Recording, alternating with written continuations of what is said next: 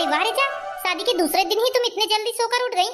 अच्छा, आज तुम्हारी पहली रसोई है, इतनी जल्दी इसलिए सोकर उठी हो तुम? हाँ दीदी। इसे क्या हुआ अचानक से? कल तो इसकी शादी की पहली रात थी ना। आज तो इसका चेहरा खिला खिला रहना था और आज इसके चेहरे से सारी रौनक ही उड़ गई है। भाभी, मेरे लिए एक कप चाय बना कर दे दो, मेरा सर दर्द से फटा जा रहा है। हाँ देवर जी, चाय बना कर दे रही हूँ आपको। देवर जी, रिचा को क्या हुआ है? आज उसका मुंह क्यों उतरा हुआ है? बस भाभी, ये समझ लीजिए, जितना खुशी में शादी के पहले था उससे कहीं ज्यादा दुख मुझे शादी के बाद हो रहा है कि मैंने क्यों ऐसी लड़की से शादी की। ऐसी लड़की? कैसी लड़की देवर जी? रिचा कैसी लड़की है? आप कैसी बात कर रहे हो? शादी को अभी आपकी एक दिन ही हुआ है और आज के दिन आप इस तरह की बात कर रहे हो रिचा के लिए? जिस दिन से आपने रिचा की फोटो देखी थी उस दिन से ही रिचा आपको बहुत पसंद आ गई थी और आप तो यही बोलते थे कि मैं इसी लड़की से शादी करूंगा। फिर शादी के बाद अचानक ऐसा क्या हो गया जो आप इस तरह की बात कर रहे हैं? बस भाभी, ये समझिए कि आपको बताने की बात नहीं है।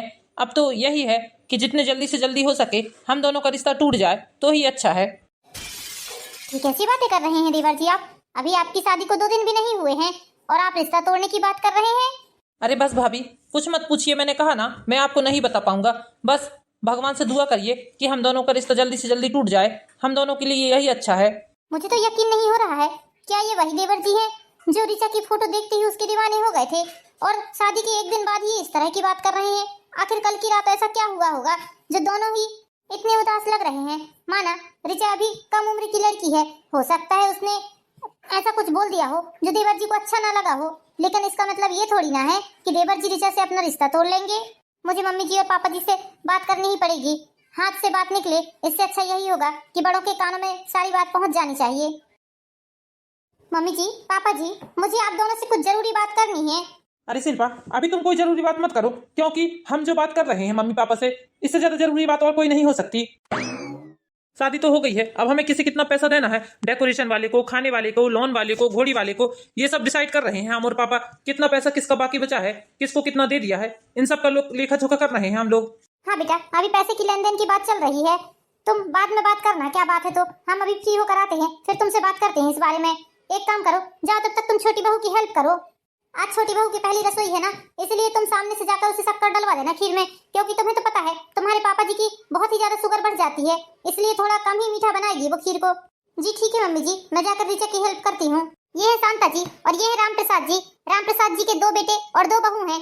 एक बेटे की शादी 5 साल पहले ही हो गई है बड़े बेटे की, और छोटे बेटे की शादी अभी 2 दिन पहले ही हुई है। जो शिल्पा के देवर ने उससे कहा उसे वो बात हजम नहीं हो रही थी, इसलिए शिल्पा सारी बात अपने सास ससुर को बताने आई थी, लेकिन स्थिति को देखते हुए वो चुपचाप यहाँ से लौट गई। उसके पति ने उसे बोलने से मना कर दिया, इसलिए वो भी चुपचाप रही और वहाँ से चली गई।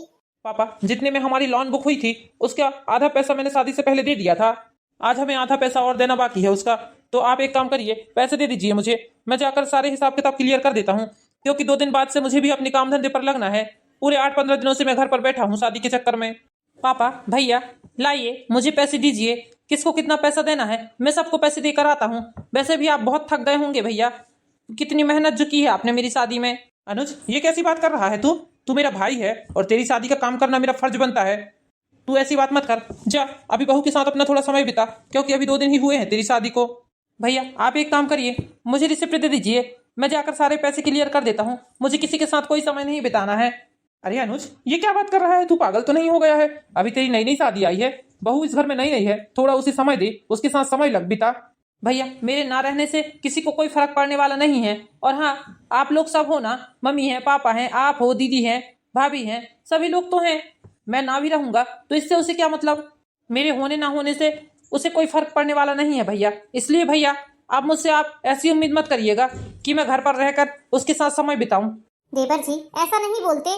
देखिए रिचा के मन में क्या बीतेगी, आप इस तरह की बात कर रहे हैं। हाँ हाँ बेटा, बहू के कान में यदि ये सब बातें सुनाई दे गई तो सोचो उसके दिल पर क्या बीतेगी। अभी 2 दिन भी नहीं हुआ है उसे इस घर में आए हुए।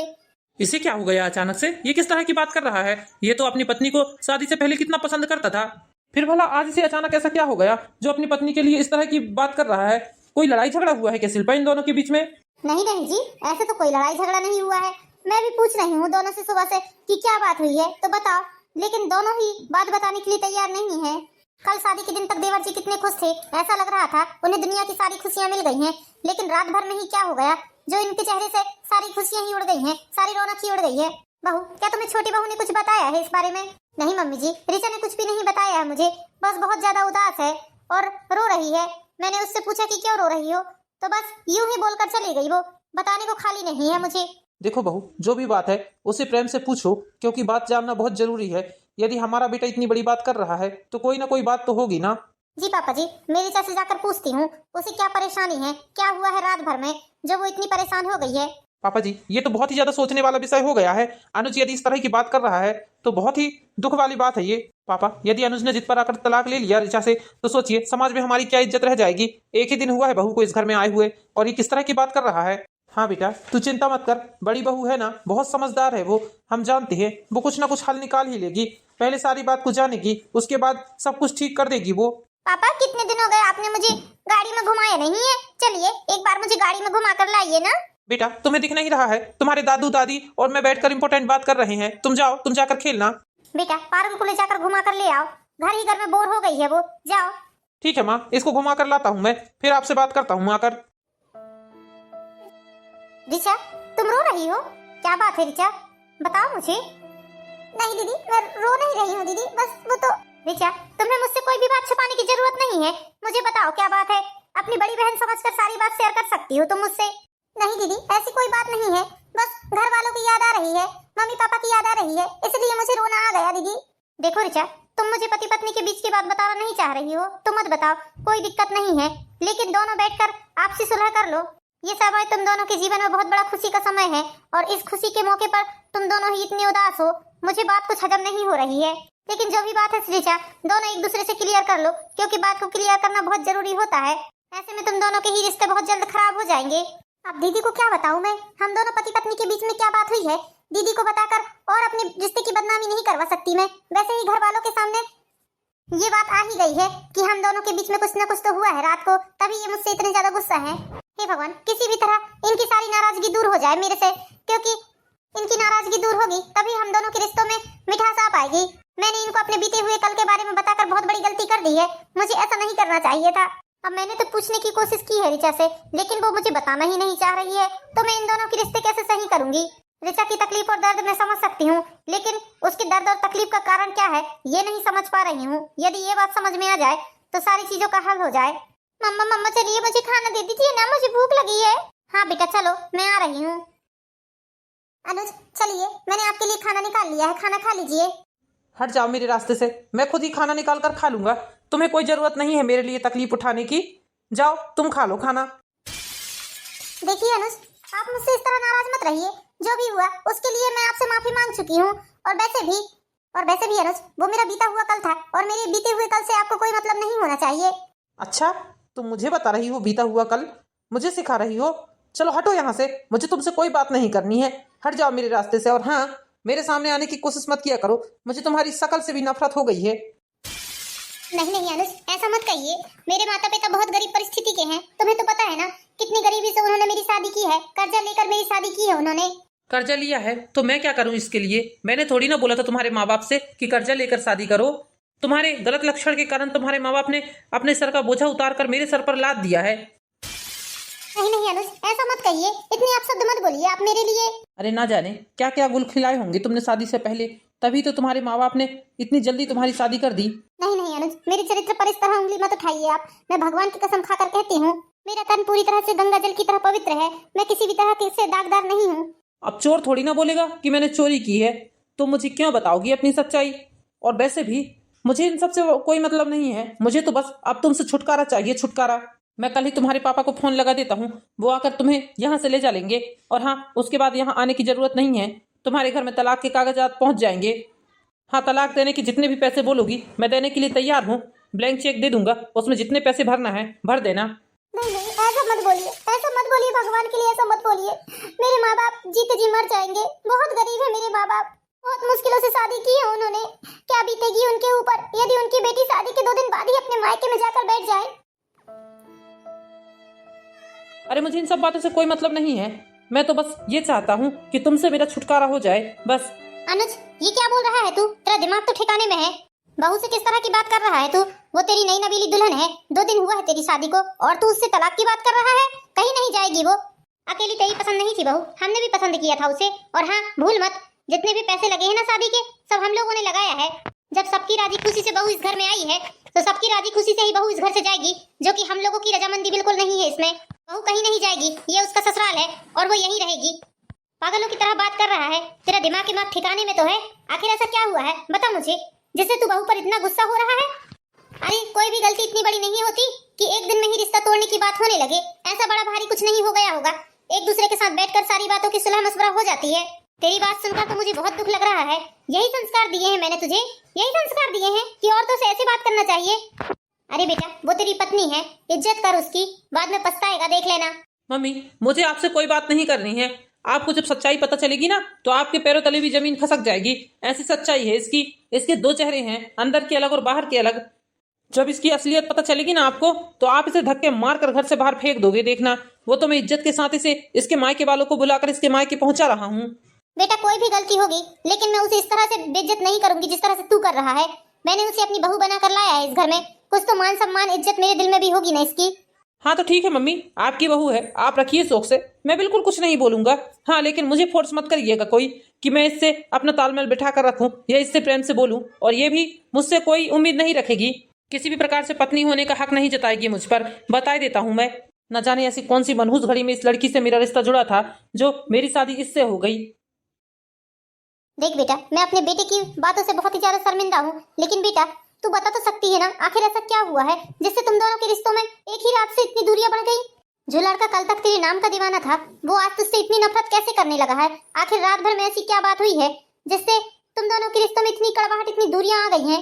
मम्मी जी मैं आपको बता नहीं सकती हूँ कि हम दोनों के बीच में क्या बात हुई है। प्लीज मम्मी जी मुझे बार बार फोर्स मत करिए, मैं कोशिश कर रही हूँ ना, धीरे धीरे सब कुछ ठीक हो जाएगा।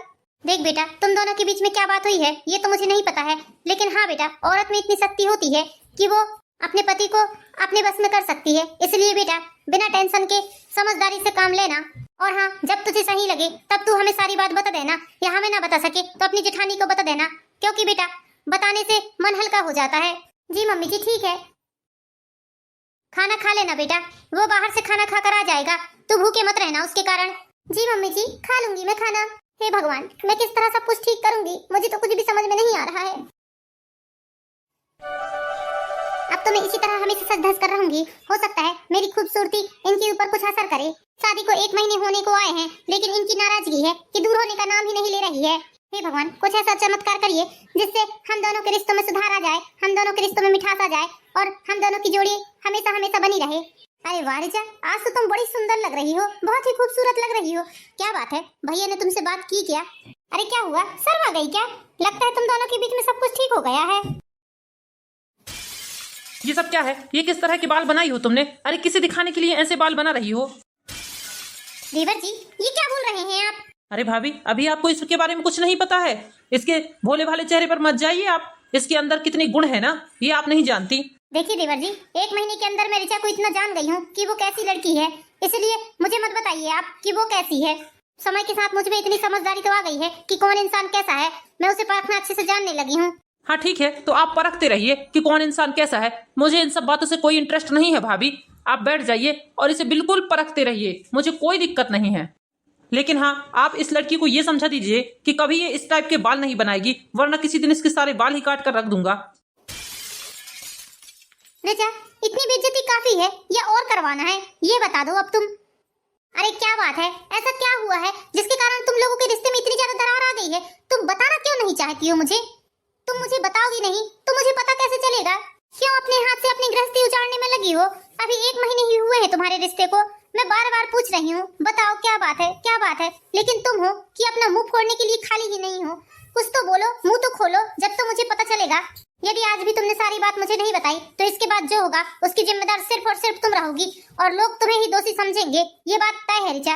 दीदी मैं बताना चाहती हूँ आपको, लेकिन मुझे अपने आप में इतनी शर्मिंदगी है कि मैं आपसे बता भी नहीं पा रही हूँ ये बात, लेकिन आज मैं आपको सारी बात बता ही दूंगी दीदी। अब बहुत हो गया, अब तो पानी सर से ऊपर जा चुका है। बस दीदी मैंने गलती ये कर दी कि मैंने इन्हें अपने अतीत के बारे में बता दिया। यदि मैं ना बताती तो हम लोगों के रिश्तों में इतनी दरार ना आती दीदी। लेकिन दीदी मेरी यकीन मानिए मैं गलत नहीं हूँ, मैं गलत नहीं हूँ दीदी। देख रिचा तू मेरी छोटी बहन है, इसलिए मैं तुझसे सारी बात पूछ रही हूँ कि मुझे बताएगी नहीं तो पता कैसे चलेगा कि आखिर क्या हुआ है जिससे तुम दोनों का रिश्ता इस मोड़ पर आकर खड़ा हो गया है। दीदी मुझे यकीन है कि आप मुझे जरूर समझोगी। हाँ रिचा मैं प्रॉमिस करती हूँ मैं तेरी बात को जरूर समझूंगी और तेरी समस्या का हल भी निकालूंगी। दीदी, शादी की पहली रात मैंने इनसे अपने अतीत के बारे में बता दिया था, जिसके कारण ही हमारा रिश्ता इस मोड़ पर आया है। अतीत? कैसा अतीत ऋचा? मुझे खुलकर सारी बातें बता, तभी तो मैं समझ पाऊंगी। दीदी, स्कूल टाइम से ही एक लड़का मेरे साथ पढ़ता था। मैं उसे और वो मुझे बहुत पसंद करते थे और शादी के पहले तक हम लोगों की बात होती थी। लेकिन दीदी, जैसे ही मेरी शादी जुड़ी, मैंने उस लड़के से सारे रिश्ते नाते तोड़ दिए। ना ही फोन में और ना ही आमने सामने उससे बात की मैंने कभी। ऋचा, जब ऐसी बात थी तो तुमने भैया से शादी क्यों की? तुम्हें उस लड़के से ही शादी कर लेनी थी जब तुम उसे पसंद करती थी। तो दीदी, उस लड़के के घर वाले आए थे मेरे घर रिश्ता लेकर, लेकिन मेरे मम्मी पापा को बिल्कुल पसंद नहीं था कि मैं दूसरे समाज में शादी करूं, इसलिए मम्मी पापा ने साफ मना कर दिया। जब मैंने अपने माता पिता की इच्छा को जाना कि वो मेरी शादी समाज में ही करवाना चाहते हैं, उसी दिन से दीदी मैंने उससे सारे रिश्ते नाते तोड़ दिए और अपने माता पिता की खुशी के कारण इनसे शादी कर ली। क्योंकि दीदी, मैं जानती हूँ माता पिता बच्चों के लिए कभी भी गलत फैसला नहीं करते। मेरे पापा को इज्जत बहुत प्यारी है दीदी, इसलिए उनके मान सम्मान और इज्जत की खातिर मैंने इनसे शादी कर ली। लेकिन दीदी, वो मेरा अतीत था और आज से उन सब बातों का कोई लेना देना नहीं है। वो मेरी एक ऐसी किताब है जिसे मैंने जीवन भर के लिए बंद करके रख दिया है दीदी। और मैं आपको इस बात का भी यकीन दिलाती हूँ कि मैं गंगा जल की तरह पवित्र हूँ। मैंने कभी भी कोई गलत काम नहीं किया है उस लड़के के साथ। ऋचा, जब तुम अपने अतीत से पीछे छुड़ाकर वर्तमान में जीना चाहती थी तो तुमने उसे आने ही क्यों दिया अपने वर्तमान पर? दीदी, मैं अपने रिश्ते की शुरुआत किसी भी प्रकार के झूठ या धोखाधड़ी की नींव पर नहीं रखना चाहती थी। मैं इन्हें सारी बात बताकर सारी बातों को क्लियर करना चाहती थी ताकि आगे चलकर किसी भी प्रकार की परेशानी न खड़ी हो। लेकिन दीदी, इन्होंने उन सब बातों को गलत तरीके से ले लिया।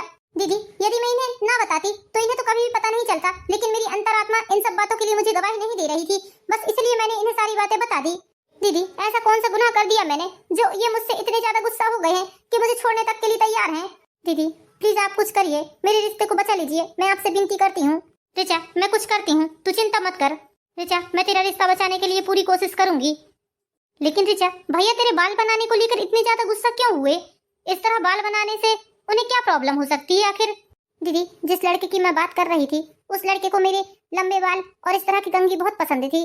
वो मेरे ऐसे लंबे बालों की हमेशा ही तारीफ किया करता था और हमेशा ही बोलता था कि मैं ऐसी कंघी किया करूं।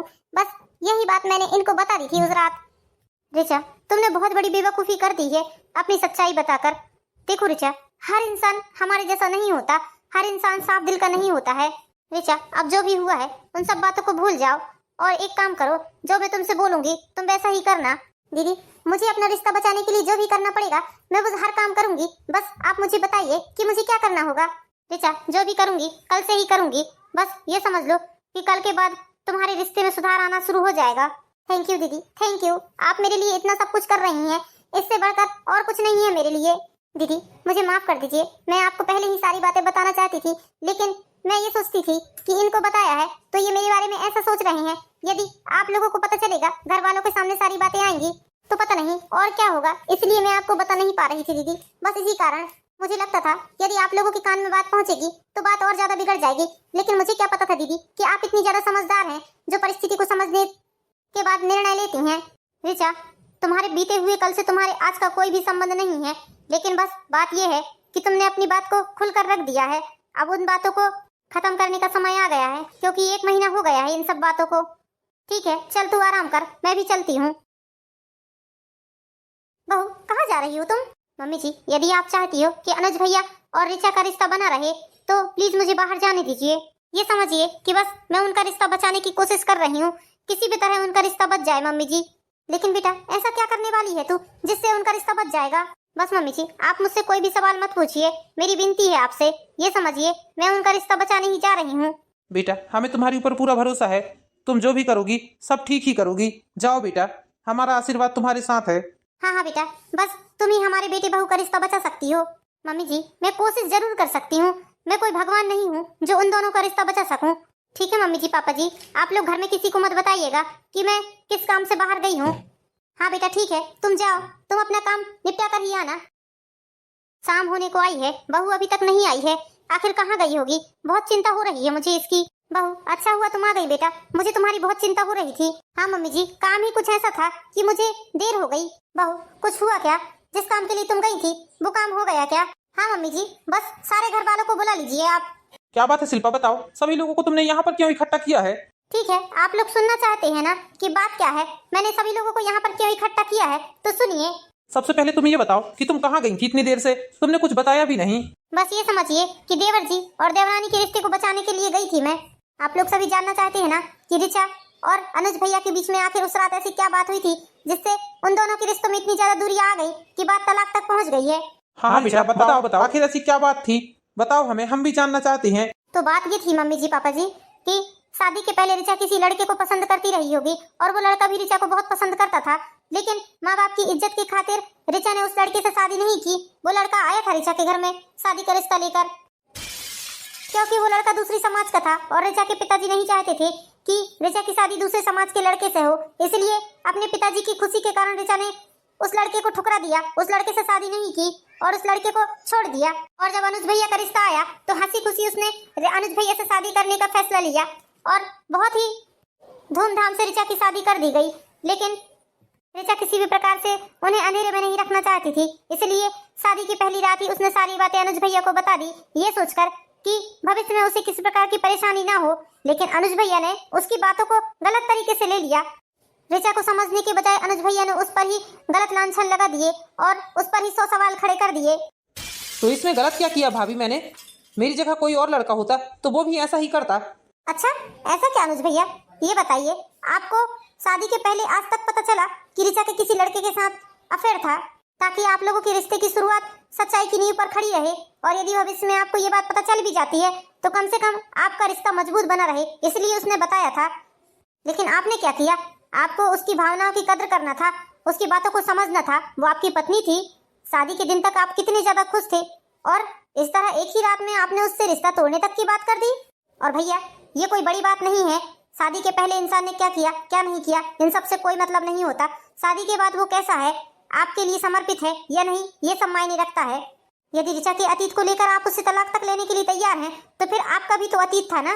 मैं बताती हूँ सभी लोगों को आपका अतीत। भाभी प्लीज शांत हो जाइए, कुछ मत बोलिए। बताओ शिल्पा क्या बात है?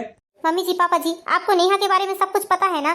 नेहा और अनुज भैया का स्कूल टाइम से अफेयर चल रहा था और अनुज भैया तो उस लड़की से शादी करने के लिए तक तैयार थे, लेकिन उस लड़की के घर वाले तैयार नहीं थे, इसलिए अनुज भैया ने उस लड़की को छोड़ दिया। बताइए देवर जी क्या ये बात सही है या झूठ है, बताइए। आज मैं यही सब सच्चाई जानने के लिए घर से बाहर निकली थी। बताइए बताइए भैया सच्चाई क्या है? हाँ भाभी सच्चाई यही है कि मैं नेहा से बहुत ज्यादा प्यार करता था और उससे शादी करना चाहता था, लेकिन उसके घर वाले राजी ही नहीं हो रहे थे, इसलिए मैंने उसे छोड़ दिया। तो तू बहू से इतने दिनों से इस बात के लिए नाराज था? अरे बेवकूफ लड़का। बेटा जब अपने घर कांच के हो ना तो दूसरों की खिड़कियों में पत्थर नहीं मारा करते, एक बात ध्यान रख लेना। तू ऐसी बात के लिए बहू को छोड़ने तक के लिए तैयार था? अरे शर्म कर, इतनी अच्छी लड़की, तेरी किस्मत अच्छी है कि इतनी अच्छी लड़की तुझसे शादी हुई है। अरे उसके दिल में तो कोई पाप नहीं था, कोई छल कपट नहीं था, इसलिए तो उसने तुझसे कोई बात नहीं छुपाई। तुझे तो इस बात की खुशी होना था कि मेरी पत्नी इतनी अच्छी है कि कम से कम मुझे सारी सच्चाई तो बता रही है, लेकिन नहीं, तूने उसकी बातों का ही धजी का सांप बना लिया और बेवजह ही उस लड़की को दुनिया भर की बातें सुनाता रहा। अरे कैसा लड़का है तू, क्या तुझे मैंने यही संस्कार दिए हैं? शर्म आ रही है मुझे आज तेरे ऊपर। शांता एक झापड़ मेरी तरफ से भी मारो इस नालायक को, इतनी अच्छी लड़की को ये ठुकरा रहा है, ये कभी खुशी नहीं रहेगा, देख लेना। बहू ने कर लिया तो वो पाप हो गया और तूने जो किया है वो पुण्य था। मतलब ऐसा नहीं है बेटा, हर इंसान की भावनाओं को समझना चाहिए, उसकी भावनाओं को कद्र करना चाहिए। आप सभी लोग मुझे माफ कर दीजिए। भाभी आपने मुझे मेरी गलती का एहसास दिलाकर बहुत बड़ा काम किया है, मैं आपका एहसान कभी नहीं भूल सकता। देवर जी आप मेरे या घर वालों के दोषी नहीं हैं, आप सिर्फ और सिर्फ अपनी पत्नी के दोषी हैं। यदि वो आपको माफ कर देगी तो ही आपका रिश्ता बच पाएगा, वरना इस रास्ते को तोड़ने के लिए तो आपने कोई भी कसर नहीं छोड़ी है। ऋचा मुझे माफ कर दो ऋचा, मैं जानता हूँ मैंने बहुत दिल दुखाया है तुम्हारा, लेकिन ऋचा मैं तुमसे वादा करता हूँ इस 1 महीने में जो भी कुछ तुम्हारे साथ किया है मैंने वो गलती कभी नहीं दोहराऊंगा, और जो भी कुछ मैंने तुम्हारे साथ किया है वो जख्म भरने की पूरी कोशिश करूंगा। इस तरह अनुज के माफी मांगने पर ऋचा अपने पति अनुज को माफ कर देती है और धीरे धीरे करके समय बीतता जाता है और बीते हुए समय के साथ दोनों के रिश्तों में फिर से मिठास आ जाती है। अब दोनों ही अपने शादीशुदा जीवन में बहुत सुखी हैं और घर वाले भी सुखी हैं। तो दोस्तों कैसी लगी आपको ये स्टोरी? यदि कहानी पसंद आई हो तो वीडियो को लाइक कीजिए, चैनल को सब्सक्राइब कीजिए। मिलते हैं नेक्स्ट वीडियो में दोस्तों, जब तक के लिए बाय बाय।